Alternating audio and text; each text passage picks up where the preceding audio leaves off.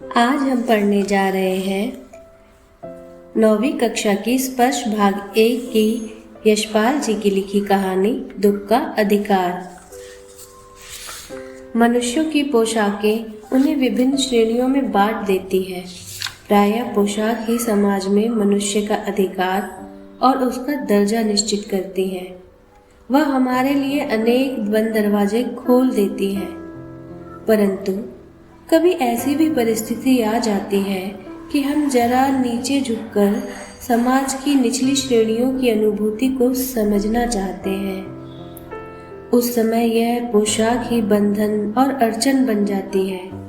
जैसे वायु की लहरें कटी हुई पतंग को सहसा भूमि पर नहीं गिर जाने देती, उसी तरह खास परिस्थितियों में हमारी पोशाक हमें झुक सकने से रोके रहती है। कहानी प्रारंभ। बाजार में फुटपाथ पर कुछ खरबूजे डलिया में और कुछ जमीन पर बिक्री के लिए रखे जान पड़ते थे। एक अधेड़ उम्र की औरत बैठी रो रही थी। खरबूजे बिक्री के लिए थे, परंतु उन्हें खरीदने के लिए कोई कैसे आगे बढ़ता। खरबूजों को बेचने वाली तो कपड़े से मुंह छिपाए सिर को घुटनों में रखे फफक फफक कर रो रही थी। पड़ोस की दुकानों के तख्तों पर बैठे या बाजार में खड़े लोग घृणा से उसी स्त्री के संबंध में बात कर रहे थे। उस स्त्री का रोना देखकर मन में एक व्यथा सी उठी, पर उसके रोने का कारण जानने का उपाय क्या था। फुटपाथ पर उसके समीप बैठ सकने में मेरी पोशाक ही व्यवधान बन खड़ी हो गई। एक आदमी घृणा से एक तरफ थूकते हुए कहा, क्या जमाना है, जवान लड़के को मरे पूरा दिन भी नहीं बीता और ये बेहया दुकान लगा के बैठी है। दूसरे साहब अपनी दाढ़ी खुजाते हुए कह रहे थे, अरे जैसी नीयत होती है अल्लाह भी वैसी ही बरकत देता है। सामने से फुटपाथ पर खड़े एक आदमी ने दिया सलाई की तीली से कान खुजाते हुए कहा, अरे इन लोगों का क्या है, ये कमीने लोग रोटी के टुकड़े पर जान देते हैं। इनके लिए बेटा बेटी खसम लुगाई धर्म ईमान सब रोटी का टुकड़ा है। परचून की दुकान पर बैठे लाला जी ने कहा, अरे भाई उनके लिए मरे जिए का कोई मतलब ना हो, पर दूसरे के ईमान का तो ख्याल करना चाहिए। जवान बेटे को मरने पर 13 दिन तक सूतक होता है और वह यहाँ सड़क पर बाजार में आकर खरबूजे बेचने बैठ गई है। 1000 आदमी आते जाते हैं, कोई क्या जानता है कि इसके घर में सूतक है। कोई इसके खरबूजे खा ले तो उसका धर्म ईमान कैसे रहेगा, क्या अंधेर है। पास पड़ोस की दुकानों से पूछने पर पता लगा उसका 23 बरस का जवान लड़का था। लड़का शहर के पास 1.5 बीघा भर जमीन की कछियारी करके परिवार का निर्वाह करता था। खरबूजों की डलिया बाजार में पहुंचाकर कभी लड़का स्वयं सौदे पर बैठ जाता, कभी माँ बैठ जाती। लड़का परसों सुबह मुंह अंधेरे बेलों में से पके खरबूजे चुन रहा था। गीली मेड़ की तरावट में विश्राम करते हुए एक सांप पर लड़के का पैर पड़ गया। सांप ने लड़के को डस लिया। माँ बहू और बच्चे भगवाना से लिपट लिपट कर रोए, पर भगवाना जो एक दफे चुप हुआ तो फिर न बोला। सर्प के विष से उसका सब बदन काला पड़ गया था।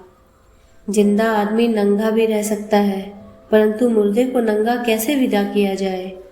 उसके लिए तो बजाज की दुकान से नया कपड़ा लाना ही होगा, चाहे उसके लिए माँ के हाथों की छन्नी ककना ही क्यों न बिक जाए।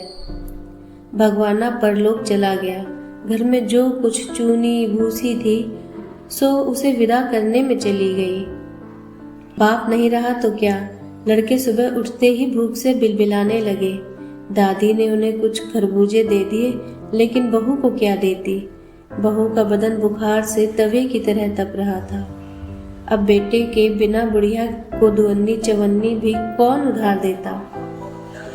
बुढ़िया रोते रोते और आंखें पोंछते पोंछते भगवाना के बटोरे हुए खरबूजे डलिया में समेट कर बाजार की ओर चली, और चारा भी क्या था। बुढ़िया खरबूजे बेचने का साहस करके आई थी, परंतु सिर पर चादर लपेटे, सिर को घुटनों पर टिकाए हुए फफक फफक कर रो रही थी। कल जिसका बेटा चल बसा, आज वह बाजार में सौदा बेचने चली है। हाय रे पत्थर दिल। उस पुत्र वियोगिनी के दुख का अंदाजा लगाने के लिए पिछले साल अपने पड़ोस में पुत्र की मृत्यु से दुखी माता की बात सोचने लगा। वह संभ्रांत महिला पुत्र की मृत्यु के बाद 2.5 मास तक पलंग से न उठ सकी थी और मूर्छा न आने की अवस्था में आंखों से आंसू न रुक सकते थे। 2 डॉक्टर हरदम सिरहाने बैठे रहते थे। हरदम सिर पर बर्फ रखी जाती थी। शहर भर के लोगों के मन उस पुत्र शोक से द्रवित हो उठे थे। जब मन को सूझ का रास्ता नहीं मिलता तो बेचैनी से कदम तेज हो जाते हैं। उसी हालत में नाक ऊपर उठाए राह चलतों से ठोकरे खाता मैं चला जा रहा था। सोच रहा था, शोक करने, गम मनाने के लिए भी सहूलियत चाहिए और दुखी होने का भी एक अधिकार होता है।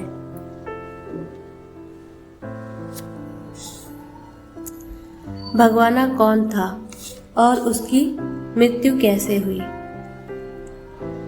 भगवाना गरीब बुढ़िया का पुत्र था। भगवाना जब सुबह सुबह बेलों में से पके खरबूजे चुन रहा था, मेड़ की तरावट में विश्राम करते हुए एक सांप पर उसका पैर पड़ गया। सांप ने उसे डस लिया। बुढ़िया के बेटे का नाम क्या है? उत्तर, बुढ़िया के बेटे का नाम भगवाना था। खरबूजे बेचने आई महिला इसलिए फफक फफक कर रोए जा रही थी क्योंकि एक दिन पहले ही उसका जवान बेटा सांप के डसने से चल बसा था। बुढ़िया बाजार में क्या बेचने गई थी? उत्तर, बुढ़िया का सारा पैसा बेटे के इलाज में खर्च हो गया था। बहू को तेज बुखार था, इसलिए अपने परिवार की भूख मिटाने के लिए बुढ़िया को खरबूजे बेचने के लिए घर से बाहर निकलना पड़ा था। लेखक ने बुढ़िया के दुख का अंदाजा कैसे लगाया? उत्तर, बुढ़िया के दुख का अंदाजा लगाने के लिए लेखक अपने पड़ोस में पुत्र की मृत्यु से दुखी एक संभ्रांत महिला के बारे में सोचने लगा। वह माता अपने पुत्र की मृत्यु के बाद 2.5 मास तक पलंग से खड़ी न हो सकी थी तथा वह 15-15 मिनट में अपने पुत्र वियोग में बेहोश हो जाती थी। उसकी आंखों से आंसू बहते रहते थे। दुखी होने का भी एक अधिकार होता है। इस वाक्य से आप क्या समझते हैं? उत्तर, दुखी होने का भी एक अधिकार होता है। इस पंक्ति के द्वारा लेखक उन अभावग्रस्त अभागे लोगों की दशा का वर्णन करना चाहता है जिनके पास अपने किसी सगे व्यक्ति की मृत्यु पर शोक मनाने का भी समय नहीं है। वह हमेशा अपने पेट भरने की चिंता में लगे रहते हैं। लेखक यशपाल चाह कर भी उस बुढ़िया का दुख क्यों नहीं जान पाया? उत्तर, उस स्त्री को देखकर लेखक का मन व्यथित हो उठा। उसके मन में उसके प्रति सहानुभूति की भावना उत्पन्न हुई, परंतु लेखक उस स्त्री के रोने का कारण इसलिए नहीं जान पाया क्योंकि उसकी पोशाक रुकावट बन गई थी। दुख का अधिकार कहानी का केंद्रीय पात्र कौन है? उत्तर, दुख का अधिकार कहानी का केंद्रीय पात्र एक गरीब बुढ़िया है। इस कहानी में एक दिन पहले हुए पुत्र की मृत्यु और उसके बाद जीवन यापन के लिए संघर्ष करती बुढ़िया के दुख को बताया गया है। आइए अब इस पाठ में आए कुछ शब्द और उसके अर्थों को जानते हैं। ईमान, ईश्वर पर विश्वास का होना, सच्चाई, धर्म। बदन, शरीर, तन, काया, देह। अंदाजा, किसी भी बात, वस्तु का अंदाजा लगाना। बेचैनी, अधीरता, परेशानी, किसी भी प्रकार की असहजता की स्थिति।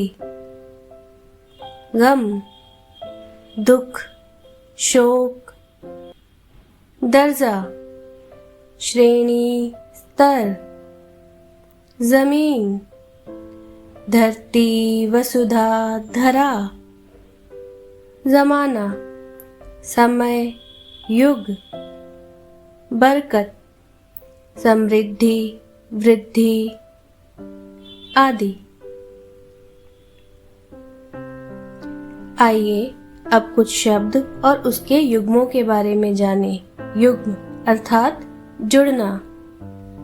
फफक, फफक्कर, करम, ईमान, धर्म, ईमान, पास, पड़ोस, पोता, पोती, झाड़ना, फूकना, दान, दक्षिणा, लिपट, लिपट कर, छन्नी, ककना, दुअन्नी, चवन्नी, रोते, रोते, पोछते, पोछते, 15, 15, चूनी, भूसी।